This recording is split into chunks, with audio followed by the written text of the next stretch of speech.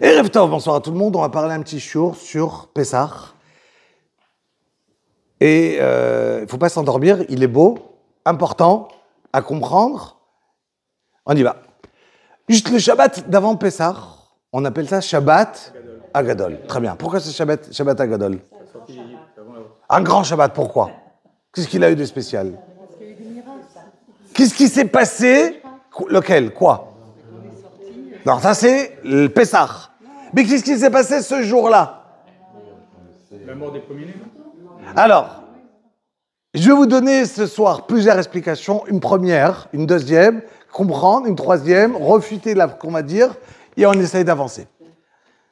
Premièrement des choses, il y a écrit dans Tosfot, c'est ramené, on sait, on le dit dans Odou Lachem, Odou Lachem qui est là, Olam Krasdo, Lachem, juste avant Baruch Shamar de Shabbat, d'accord?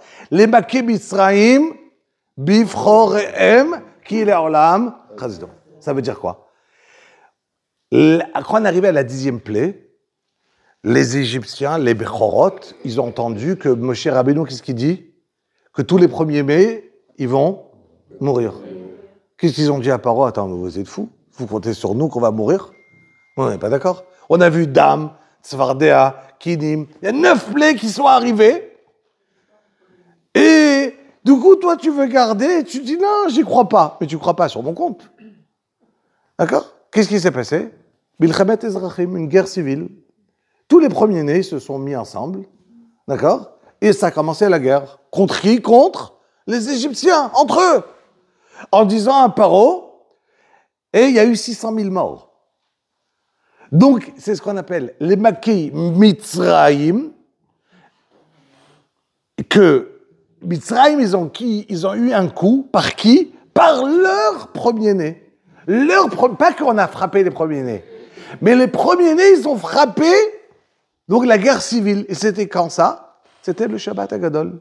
Donc, on se rappelle, on est sorti d'Égypte quand? Quel jour c'était? Quel jour? Un vendredi, Shabbat, un vendredi. Non. Tu avais une réponse, une chance sur 7 de t'en sortir, tiens pas ici. Ah, le dimanche. Continue. Lundi. Waouh, tu es vraiment... Non. Mercredi. Jeudi. Waouh, tu as eu 6 réponses fausses pour arriver à la 7e. Bravo. Jeudi. Ne joue pas au loto. Donc, on reprend. C'était quand? Jeudi. Jeudi matin, d'accord, qu'on est sorti d'Égypte. Mais c'est vrai, on va en parler. C'est Makara. C'est pour ça que je dis qu'il faut qu'on arrive. Alors, jeudi matin, on est sorti d'Égypte. Donc, c'était quelle date? Le Tetvav. D'accord? Donc, Shabbat, on était le Yud. Shabbat, on était le 10 Nissan. Le 10 Nissan, donc, c'était le Shabbat où il y a eu cette guerre-là. Du coup, on l'appelle Shabbat Agadol. Très bien. Ça, c'est Tosfot. Le Baal HaTurim, il rapporte ce qu'il a dit Bruno, qu'il y avait un grand Ness, qu'il y avait... Akadosh Bri, il a demandé de prendre le Korban Pessah. C'est quoi le Korban Pessah? Il fallait prendre le petit agneau et l'égorger en tant qu'offrande amenée. Très bien. Cet agneau-là, c'était la Vodazara, c'était une divinité chez les Égyptiennes. Donc eux, ils voient qu'on a pris, pendant ce Shabbat en question, on a attrapé cet agneau, on l'a mis au lit, chacun l'attrape, et on devait le regarder pendant 4 jours qu'il n'a pas de moum, qu'il n'a pas de défaut, pour l'amener en tant qu'offrande. Et voilà que chacun il dit, pourquoi tu prends cet agneau? Qu'est-ce que tu vas en faire? Tiens, on va l'égorger. Et ça, qu'est-ce qu'ils faisaient? Les Égyptiens, ça les énervait. Et ils n'ont... Quoi, tu vas tuer mon Dieu? Et donc, ils ne pouvaient rien faire. Grâce à ce Ness-là, et c'était quand? C'était Shabbat. Donc, on l'a appelé Shabbat Agadol. Le problème sur cette réponse, c'est qu'on aurait dû l'appeler... C'était quand? C'était le Yud. On aurait dû l'appeler le grand Yud, le grand 10. Quel rapport avec Shabbat? Par hasard, c'était tombé Shabbat. Mais maintenant, si Shabbat Agadol, il va tomber, je dis une bêtise, le 13, ou le 10, ou le 7, je vais toujours l'appeler Shabbat Agadol. Mais quel rapport avec Shabbat? J'aurais dû l'appeler comment? Yud Agadol. Ok? Mais non, on se rappelle de Shabbat. Quel rapport avec Shabbat? Vu qu'on n'a pas le temps, je vous donne les réponses en rapide, comme ça vous allez... Une des raisons qu'on n'a pas voulu l'appeler ce Shabbat, parce que 39 ans plus tard, qui est décédé ce jour-là, le Yud? 39 ans plus tard, après la sortie d'Égypte, qui est décédé? Presque la même famille. Myriam, bravo. Myriam, et l'eau s'est arrêtée, le BR et tout ça. Et donc, à cause de cette qu'on va pas... Donc le Yud, c'est un moment en même temps de peine. On a perdu Myriam. Ah, on a perdu Myriam. Ok. Donc on va pas regarder le Yud, on va rappeler Shabbat Agadol pour se rappeler des essentiels. Ok. Réponse numéro 1. Qu'est-ce qui s'est passé, pas le 39 ans plus tard, mais 40 ans plus tard, le même jour? Vous devez refaire un peu d'histoire. Ils sont rentrés en Israël, non? Ils sont en Barim Shana. Arbaïm Shana, mais ce jour-là en question, qu'est-ce qui s'est passé? Pour entrer en Israël, on a quoi? On a traversé quoi? Et qu'est-ce qui s'est passé? Il s'est séparé. Il s'est ouvert en deux. Le Jourdain s'est ouvert en deux. Ils ont mis les pieds. L'eau, elle a arrêté de couler. Il y a eu une muraille. Elle s'est déversée l'eau vers Yamamelach. D'accord? Am Israël, ils ont passé entièrement. La muraille, elle est redescendue. Et l'eau, elle a continué à couler. Donc, c'était 40 ans plus tard. C'était à Yarden, ils sauvent les Achor. Vous voyez comment au Maroc? La mer s'est coupée en 12. Plusieurs midrashim. D'après les midrashim, c'est en 12, d'accord? Et après, les autres midrashim, pas seulement en 12, mais chacun, il avait son cheville à lui. Et les midrashim dessus, c'est waouh, d'accord? Mais l'idée, on sait en deux, le Nes, c'est de passer à pied sec dans un endroit qui est une mer, ou dans le Jourdain, le Yarden, ou bien dans la mer. Donc, puisqu'il y a eu ce Nes-là qui s'est passé, d'accord? Et qu'on ne va pas s'embrouiller entre les deux Nissim, parce que là-bas, c'était le Yud. Je dis, attends, ne te rappelle pas seulement de Yud, de ça. Moi, ce que je te parle, c'est du Yud de Mitzrayim, avec le C. C'est pour ça que je te reparle. On avance.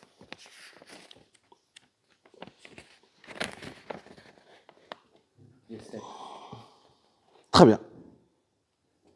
Maintenant, je vous pose une question. Qu'est-ce qui s'est passé? Ils ont pris le C,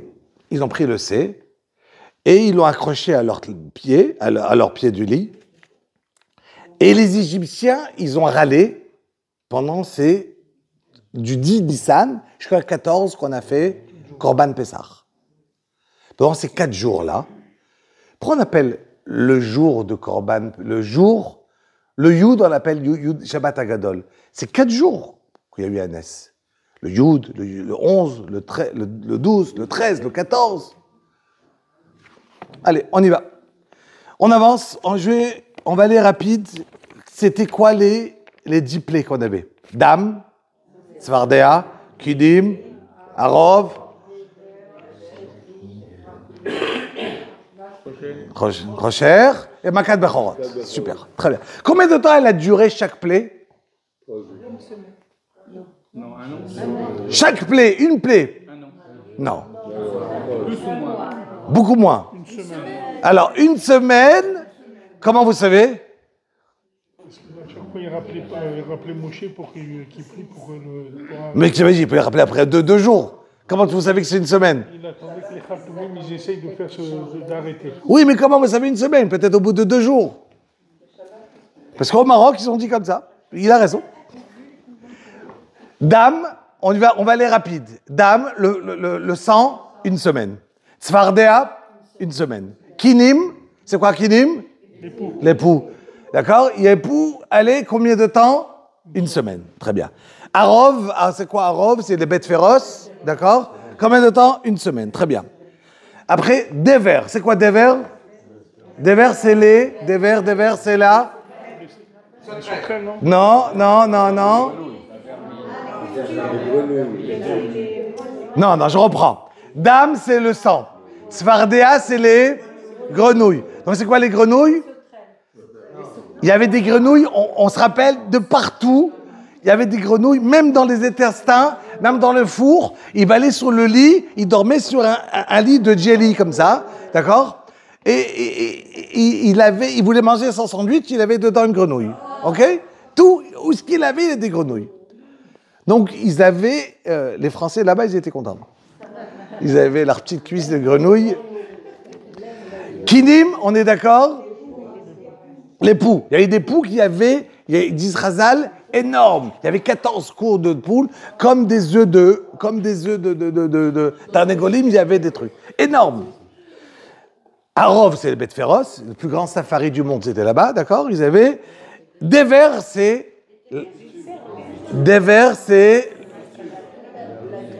non, c'est la maladie, une maladie en français, la peste. La peste. Elle a duré combien de temps? 7 jours. Pourquoi? Le premier jour, tout le monde est mort. Et après? Mais imaginez qu'au bout de 2 jours, il est parti acheter une bête chez un juif. Ben, elle est remorte. D'accord? Donc, ça veut dire que, pourquoi c'est... Après, on continue. Shechin. C'est quoi Shechin? Non, ça c'était des vers, c'était la peste. Shechin, en français, les vermines. Hein? Barad, c'est quoi Barad? La grêle, très bien. Arbé, c'est quoi Arbé? Combien de temps elle a duré? 6 jours. Shabbat, ça n'a pas duré. Shabbat, c'était bien. C'est pour ça qu'il s'est énervé. Paro, il leur a dit, Raktorili tamavet, tu m'envoies en plus une plaie qui est religieuse. Ça, les religieux, non. Laisse tomber, je veux pas. D'accord? En plus, une plaie qui est chômeur Shabbat, laisse tomber. Donc ça, c'est pas bon. Très bien. Après, Rocher, c'est quoi Rocher? L'obscurité. Combien de temps? 3 jours. 3 jours? L'obscurité, combien de temps?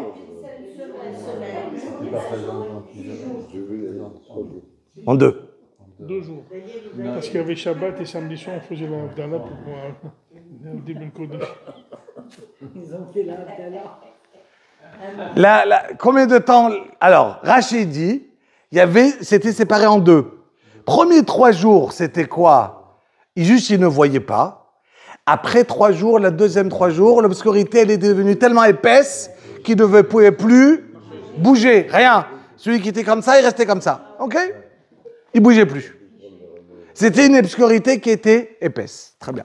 Donc, combien de temps elle a duré? 6 jours. Très bien. Makat Bechorot, la mort de Khoïneni, c'était combien de temps? 24 heures. Quoi, on peut mourir pendant 24 heures? Combien de temps? Oui, mais combien de temps? Une nuit. La nuit. Il y en a un qui est mort au début de la nuit, il y en a un qui est mort à la fin de la nuit. Alors c'est quoi? Ben, Hachem, il n'a pas besoin de passer, tous d'un coup. Oui, mais ça, en une seconde, ça passe chez tout le monde.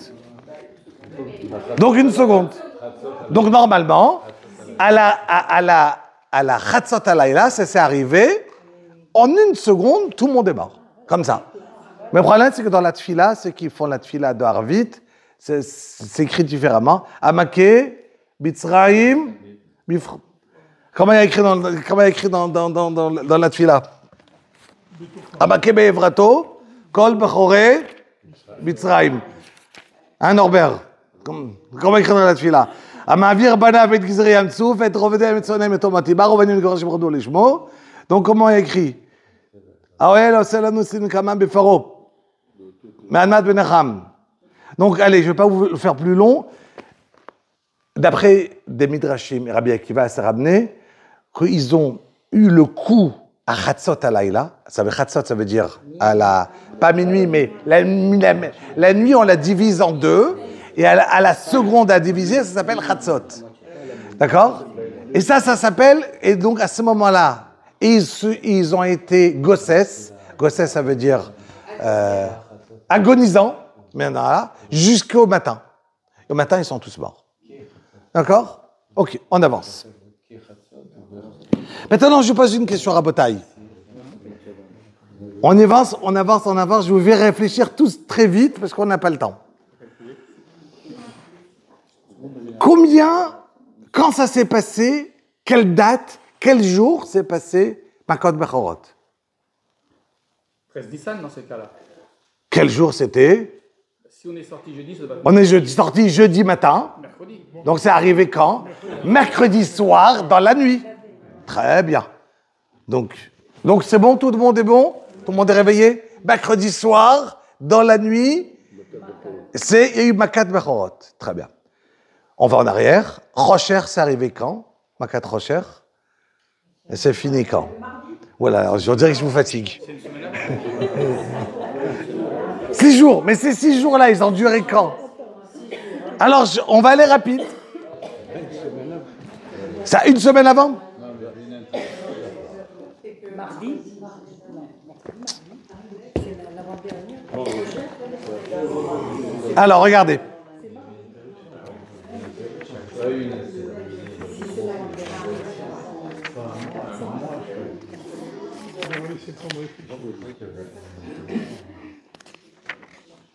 Juste après l'histoire de Rocher, la 9e, Paro, il appelle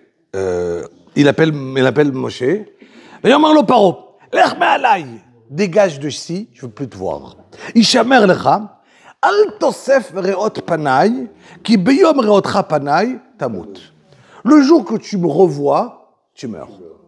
Maintenant, Paro, on est d'accord, il mesurait 50 cm, Moshe Rabbeinu, il mesurait 5 mètres. D'accord? Ok, donc lui, il était tout petit Paro. Il faisait une ama, et Moshe Rabbeinu 10 amot. D'accord? Donc il aurait pu dire, qu'est-ce que tu racontes, toi? Je peux t'écraser. C'est pas grave. Mais on va dire que il lui a dit. Non. Mais quand même, il avait un kavod Moshe Rabbeinu pour Paro. Toujours. Même s'il était un rachat, il avait un kavod en tant que roi. Et donc, Moshe Rabbeinu, qui est grand, et dit à Paro, aucun problème, tu veux plus me voir, tu me verras plus. La Torah elle continue. Maintenant, on sait un klal, on a une règle, que chaque plaie, d'accord, Moshe Rabbeinu, il devait partir chez Paro et l'avertir. Aucune plaie, elle est arrivée sans être averti. Il venait, il l'avertit, et là, ça se passait. Donc, puisqu'il ne va plus le voir, comment il va pouvoir l'avertir sur Makat Bechorot, le dernier? Comment ça va se passer? Non? Il lui a dit rien. Qu'est-ce qu'il fait, ce qui se passe dans la Torah? La Torah, tout de suite, le prochain passouk, Akadosh Baruch Hu, il donne la prophétie à Moshe Rabbeinu quand il est en face Paro, avant de sortir. Et tout de suite, et tout de suite, Rachid dit, c'était sur place. Sur place, là, il lui dit, dis-lui avant de sortir qu'attention, arrive Makat Bechorot. Et là, il lui dit comment? Kachatzot alayla. La Ravashi, dans la Gemara, il y a plusieurs explications, je vais prendre une explication. Comme à cet instant-là, qu'on est maintenant Chatzot, donc on était quelle date? Yud Gimel, ça veut dire le 13. Demain, le 14, il y aura Makat Bechorot. Vous me suivez? Pourquoi vous n'avez pas de questions? Parce qu'on veut savoir où vous voulez en venir. Ben vous devez, vous tous, réfléchir et crier si c'est comme ça, que c'était Makat Rocher, elle s'est finie quand? On a dit le 13. Donc partez en arrière pendant 6 jours. Elle a commencé quand? C'est dur. 13, 12, 10, 11. Ah, d'accord. Ah, et vous n'avez toujours pas de questions? Non. C'est pas grave, c'est pas grave. Tout va bien. Une question simple, Rabotai. On a dit au début du cours que le 10, il y avait un grand miracle. Pourquoi c'était un grand miracle le 10? Parce que les Égyptiens, ils les voyaient en train de prendre leur et ils n'ont rien dit. Mais on était en plein Makat Rocher. Makat Rocher, on voit rien. Mais c'est une bombe, cette question. Mais c'est une bombe. Pendant 6 jours, ils ne voyaient rien. Et on a dit qu'on l'appelle Shabbat Hagadol. Pourquoi on l'appelle Shabbat Hagadol? parce qu'on a dit que les Égyptiens, ils voyaient les Juifs en train de marcher avec leurs boutons, ils voyaient rien. Alors, pourquoi on appelle Shabbat Hagadol? Tout ce qu'on a dit ne marche pas. Mais c'est une question, c'est une bombe, cette question. Vous me suivez ou pas? Mais avec cette question-là, il faut danser. Et une question pareille, c'est extraordinaire, Rabotaï. Vous imaginez un peu la question? Ok, Rabotaï. Écoutez-moi, écoutez Rashi, on va essayer de comprendre Rashi. Vous allez voir une réponse. Sfataï Mishak. Regardez, regardez. Rashi dit comme ça. Rashi vient, il dit, quand il parle de Makat Rocher. Makat Rocher, c'est l'obscurité. Ok. Rashi vient, il dit, il y a eu 2 fois, le Rocher, il est arrivé en 2 temps. 3 premiers jours, on a dit une obscurité totale. Des 3 prochains jours, ils étaient obscurité qu'on ne pouvait pas bouger. Très bien. Rashi vient, il pose une question. Vela evi alehem rocher. Pourquoi Kadosh Baruch Hu a amené sur eux le rocher? C'est quoi cette question? Pourquoi il n'a pas posé la question? Pourquoi il a amené le sang? Pourquoi il a amené les grenouilles? Pourquoi il a amené les kinim? Qu'est-ce que tu te réveilles, toi, Rashi, à poser cette question à la 9e plaie? C'est pas la période où il a mis du sang sur les linteaux. Oui, c'est après. Oui, mais quel rapport? Maintenant, je pose une question. Rashi, il y a une plaie, on a 10 plaies, et chaque plaie, Akadosh Baruch Hu, il avait sa raison, on est d'accord. Et la deuxième, nous on voyait comme le sang. Nous on avait de l'eau, on avait le même verre, on buvait ensemble, on mettait une paille de ce côté, une paille de ce côté. Moi je buvais l'anthésite, lui il buvait du sang. L'obscurité, c'était le manque de lumière, une obscurité. Une vraie Boré Rocher. Kadosh Baruch Hu, il crée du Rocher. Rabotaï, est-ce que vous avez... On ne se perd pas, vous avez compris la question? Très bien. Je vous ai posé une deuxième question. Pourquoi, à Kadosh Baruch Hu, pourquoi Rachid nous pose la question, Velama, pourquoi il a créé du Rocher? Je vais vous donner un pshat simple. Alors déjà, je vais vous donner les 2 réponses de Rachid. Il y a 2 réponses de Rachid. Une. Très bien. Alors, ça veut dire à Botaï, il y a 2 raisons de Rachid, et je vais les donner en rapide. Vous savez que quand on est sorti d'Égypte, combien de personnes on est sorti? Environ 3 millions.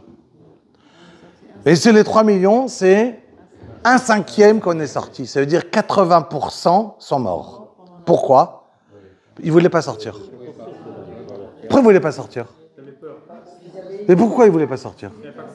Attendez, je vous pose la question. Akadosh Baruch Hu, il vient chez quelqu'un à Auschwitz, dans les chambres à gaz, et lui dit, je t'amène le Mashiach. Qu'est-ce qu'il va lui répondre? C'est sûr. Mais si tout va bien, chez Hachem, il vient, là on est après 1 an, la 9e plaie, après 1 an, où là, Israël, c'est fini d'être... ils sont plus esclaves. Ils sont en train de profiter de la situation, ils se font plein d'argent. Ils vendent aux Égyptiens de l'eau, ils vendent aux Égyptiens, tout se passe bien pour eux. Ils ont déjà oublié l'esclavage, d'accord? Et ils ont oublié l'esclavage. Ça veut dire que pendant cette année-là, ils ont fait plein de fric. Et tout va bien pour eux. Ils étaient à la Gova, ils étaient en haut. Les affaires, elles étaient bonnes. On raconte, il y avait une fois, il y avait une femme qui arrivait chez son mari, ils étaient au temps des Cosaques. Ils lui ont dit...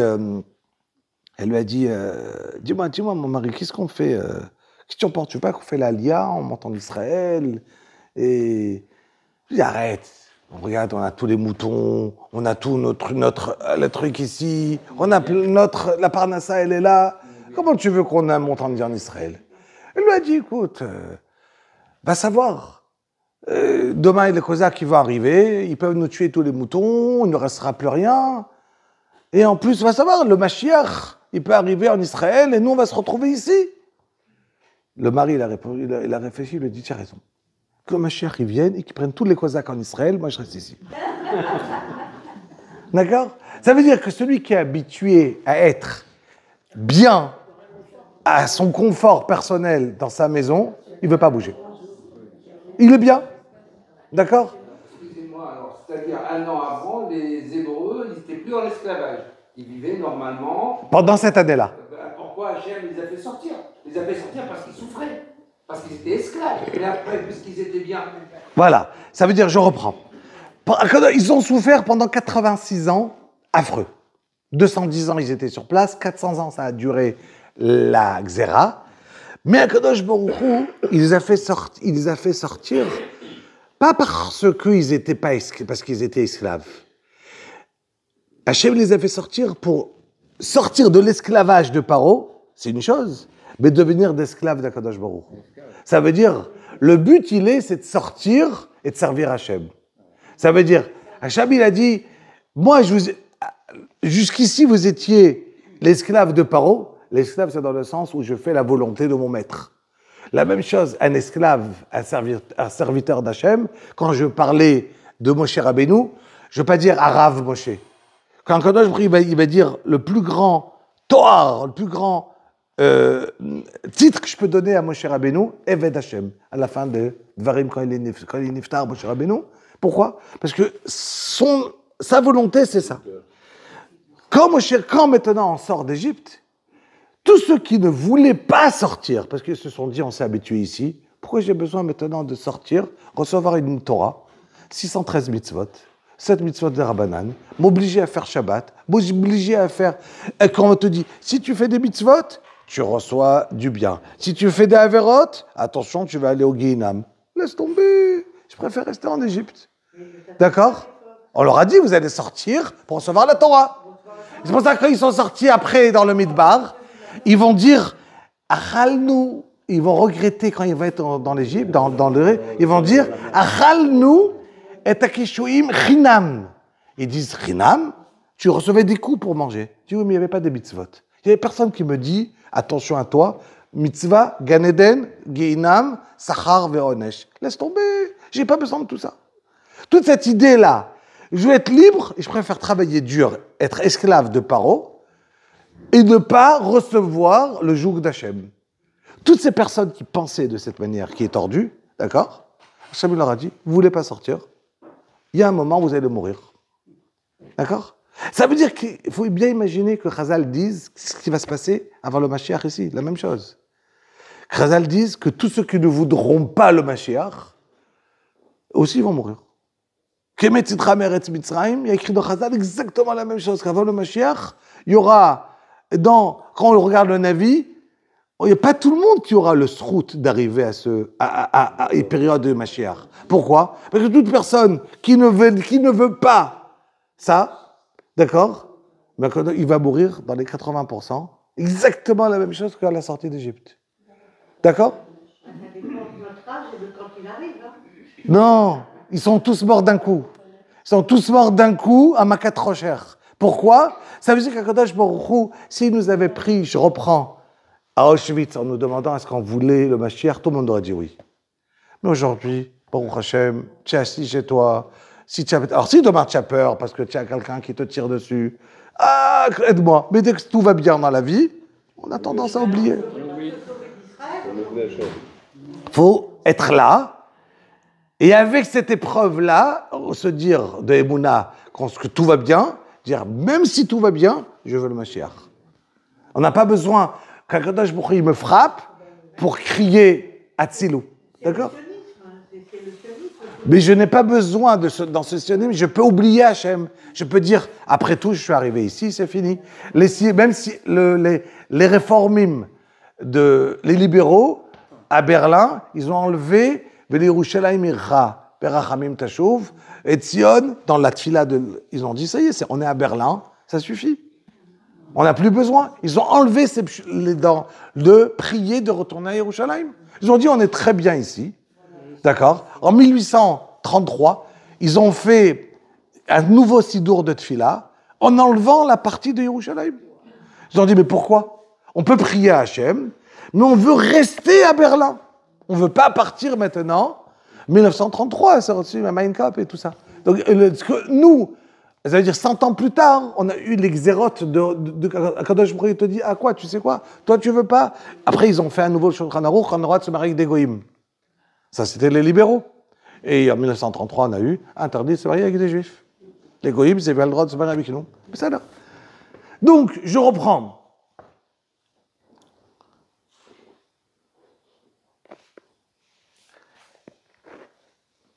Maintenant, on va aller le plus rapide, comme on a dit, de comprendre les points importants.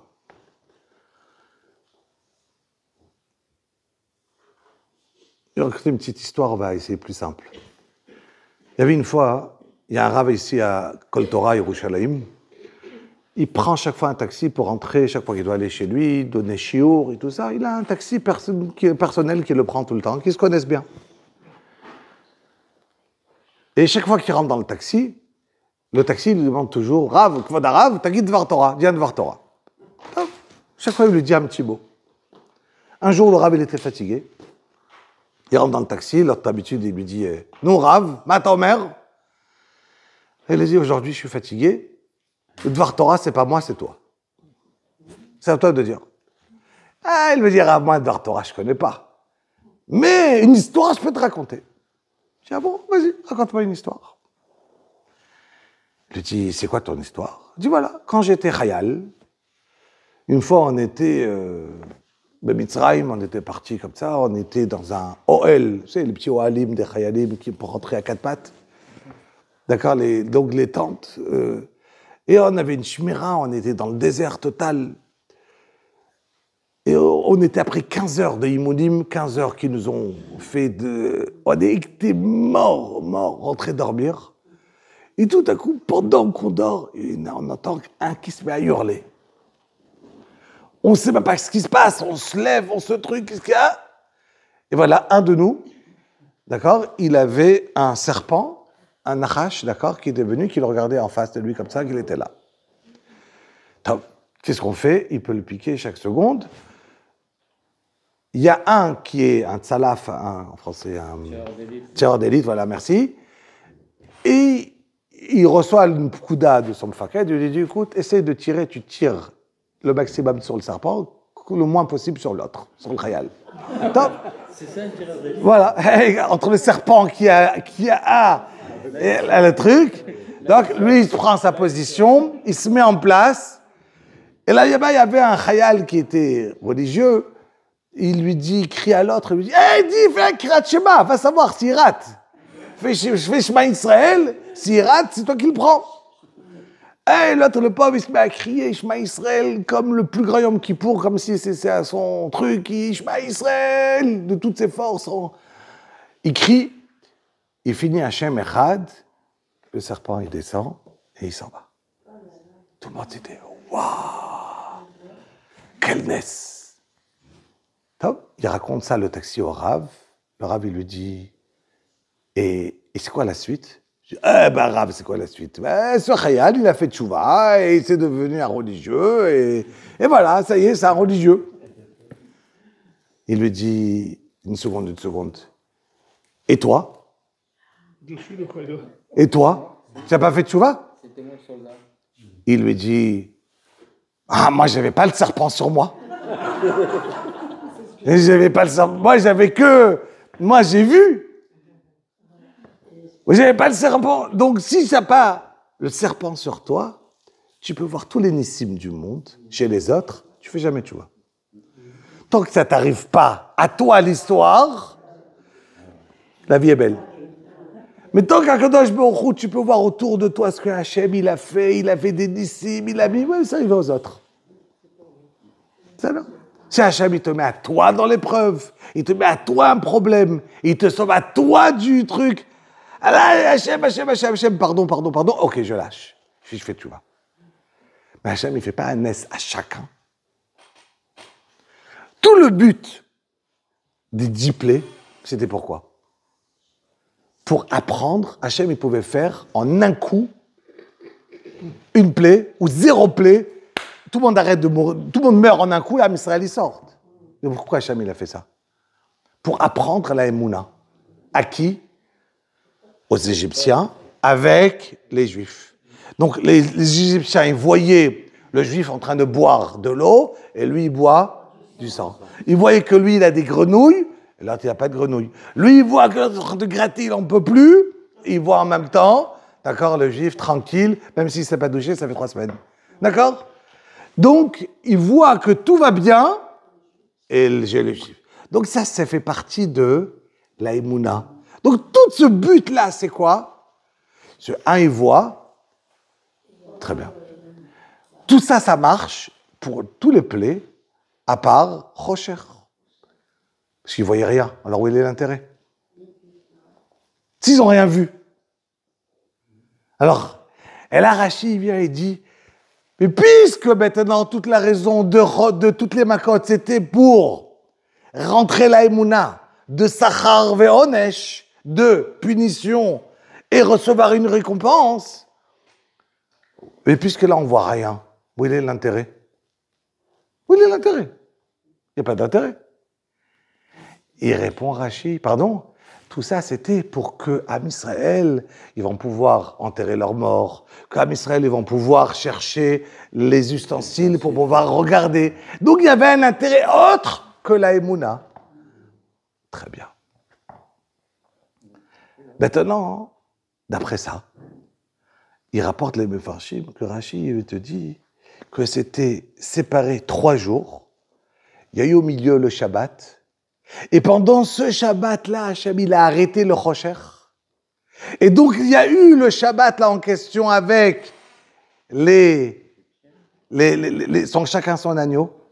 Et là, il n'y avait pas de Rocher. Et ça a recommencé le Rocher dimanche, lundi, mardi. Mardi soir, il a reçu le... Hein, et là, il leur a dit pour le truc. Vous avez compris? Il me reste encore 3 minutes.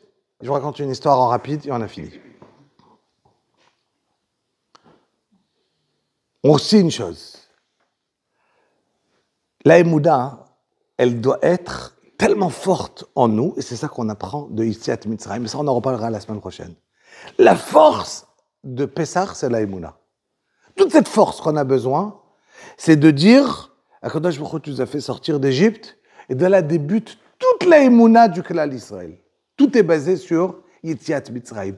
Tout est basé sur Yetziat Mitzrayim. Même le Shabbat, même Pessah, Sukkot, Shavuot, tout Yetziat Mitzrayim.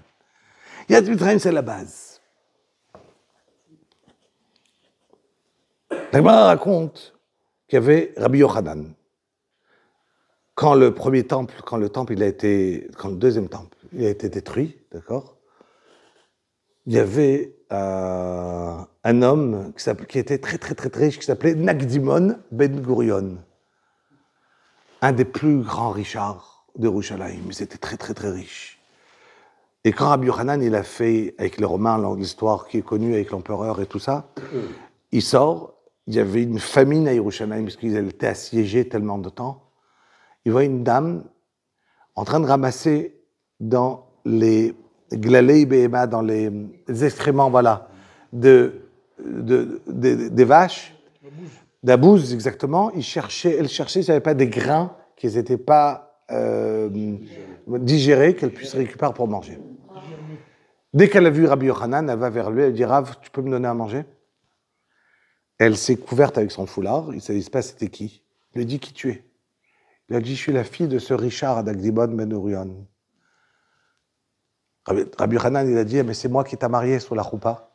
Et dans Taktouba, il y avait écrit 1 million de pièces d'or, que de la part de ton père, à part ce que tu as reçu de ton beau-père. Où est cet argent? 1 million de pièces d'or. Tu cherches aujourd'hui ça? Elle lui répond à Rabbi Yochanan, elle lui dit, regarde, tu sais que avant, ils n'avaient pas de frigidaire. Pour garder de la viande, comment ils gardaient? Du sel. Ils mettaient du sel, ils salaient. Il manquait du sel dans l'argent de papa. Comme ça, elle lui répond. Ça veut dire que pour garder l'argent, il faut donner de la tzedaka. Il a donné de la tzedaka, mais pas assez. Donc, il a tout perdu. Donc, il manquait du melach bamamon. Maintenant, vous me posez la question. Comment ça, c'est Rabbi Yochanan. À Sdom et Amora, Sdom, comment on connaît Sdom en français, je ne sais pas comment on dit, Sodome, voilà. Sodome, eux, ils donnaient de la tzedaka? Non. Vous savez qu'aujourd'hui, on fait tout le temps Maïm Acharonim. Pourquoi on fait Maïm Acharonim? On dit qu'on appelle ça la Melach Sdomite, du Melach de Sdom, que si après derrière, tu vas toucher tes yeux, on peut perdre sa vue. Donc on fait Maïm Acharonim. À Sdom, comment ça se passait? Si quelqu'un disait, si je veux de l'argent, qu'est-ce que tu dois faire? La garder ou la donner à la tzedaka? La garder. Et la logique, elle est, c'est quoi entre nous? Allez, on n'est pas en sueur de Torah. Pour garder son argent, c'est donner ou la garder? Donc, la logique. C'est la garder, la logique. La logique à nous. La logique, c'est la garder. Qui est capable vraiment de donner 20% et 30% de tout ce qu'il a? C'est bien, mais est-ce qu'on est capable tout le temps de le faire? C'est pas dur de le faire. On doit être ma'amin. Donc cette émouna-là, elle te dit attention à Rabotaï. On doit vivre avec la émouna. Mitzraïm, elle nous a mis une chose. Tout vient par cette émouna. Ça veut dire si quelqu'un il sait que on va à la guerre, on gagne grâce à la Torah. Kilo beruchi, Akadosh Baruch Hu te dit, ele varechev ele basusim, vanachnu meshem Hashem Elokeinu naskir, e bakaru venafalu, vanachnu kamnu veisod. Tous les psukim. C'est très dur, parce qu'on vit notre vie d'une manière que tout ce qui est autour de nous a l'air. Oh, je vais poser la question, pourquoi il a eu celui-là une maladie? Parce qu'il n'a pas mangé, il n'a pas fait ci, il n'a pas fait ça. On oublie Hachem. Notre force, on a besoin de mettre Akadosh Baruch Hu dans la Emouna, dans le Yom-Yom. Voir Akadosh Baruch Hu, pas dans... On a besoin de remettre dans chaque détail, et c'est ça la force de la Emouna. Et Bezrat Hashem, j'ai raccourci le shiur, il n'y a pas de choix, il est tard. Bezrat Hashem, la semaine prochaine, on va continuer la halachot et continuer sur la Emouna de Yetziat Mitzrayim. Rabbi Yochanan